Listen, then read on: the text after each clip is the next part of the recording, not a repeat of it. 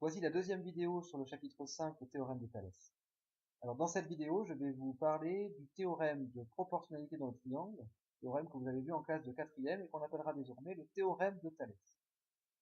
Laissez-moi vous présenter qui était Thalès. Thalès, c'était un mathématicien, philosophe et astronome grec, qui est né en moins 625 avant Jésus-Christ et qui est mort en moins 547 avant Jésus-Christ, dans la ville de Milet. Cette ville se situait en Asie mineure, aujourd'hui la Turquie, de l'autre côté de la Grèce. Thalès était un fervent admirateur des mathématiques égyptiennes et il faisait beaucoup de voyages en Égypte.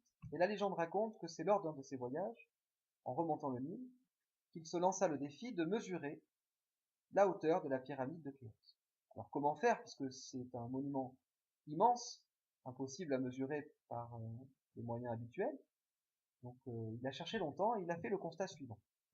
Il a constaté qu'à un moment donné, la taille de son ombre, la longueur de son ombre était égale à sa propre taille.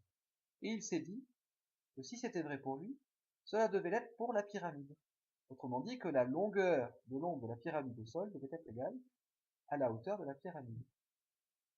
Comment a-t-il mené son expérience? Eh bien, il a tracé sur le sol un cercle de rayon sa taille, il s'est placé au centre du cercle, et il a attendu patiemment que le soleil monte dans le ciel, jusqu'à temps que son ombre atteigne le cercle. Dès que l'ombre a atteint le cercle, il a crié, et un de ses disciples a planté un pieu au niveau de l'ombre de la pyramide. Puisque son ombre était égale à sa taille, le rayon du cercle, je vous rappelle, était égal à la taille de Thalès. Et bien forcément, au sol, la longueur de l'ombre devait être égale à la hauteur de la pyramide.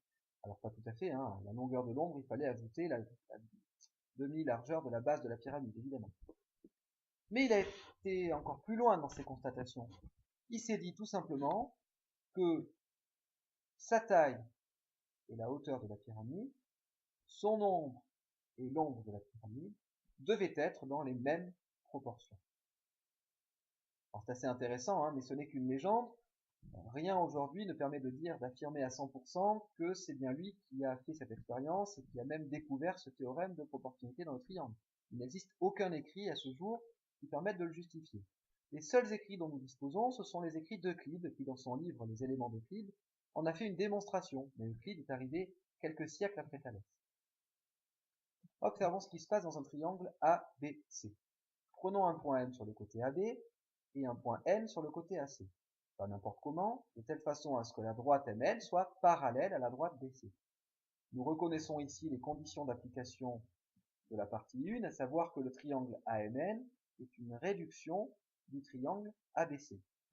Autrement dit, les côtés du triangle AMN sont proportionnels aux côtés du triangle ABC.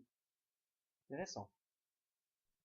Si on parle d'agrandissement ou de réduction, ici de réduction, on peut donc écrire des coefficients de réduction.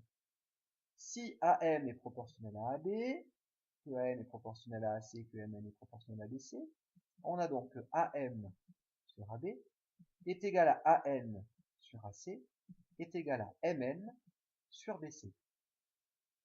Et bien cette égalité AM sur AB égale AN sur AC égale MN sur BC, c'est ce qu'on appelle l'égalité de Thalès.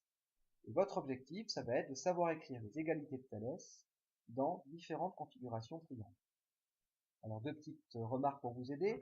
Première remarque, c'est que quand on énumère les rapports de Thalès, on part toujours du sommet commun des deux triangles. Ici, j'ai deux triangles, AMN et ABC. Le sommet commun, c'est le point A. Donc c'est pour ça que je suis parti de AM sur AB égale AN sur AC est égal à MN sur BC. Deuxième remarque, si lors du premier rapport, vous écrivez la longueur du petit triangle sur la longueur du grand triangle, il faut respecter cette logique pour les deux autres rapports.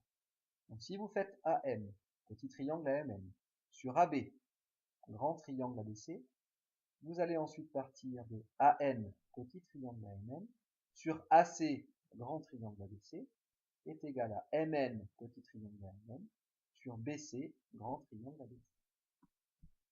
Voyons sur un deuxième exemple. Considérons le triangle RTL. Dans ce triangle, on sait que M appartient à RT, C appartient à RL, et la droite MC est parallèle à la droite TL.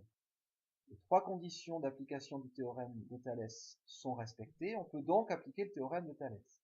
D'après le théorème de Thalès, on peut écrire l'égalité de Thalès, à savoir que Rm sur Rt est égal à Rc sur Rl est égal à Mc sur Tf. Voici l'égalité de Thalès dans ce triangle.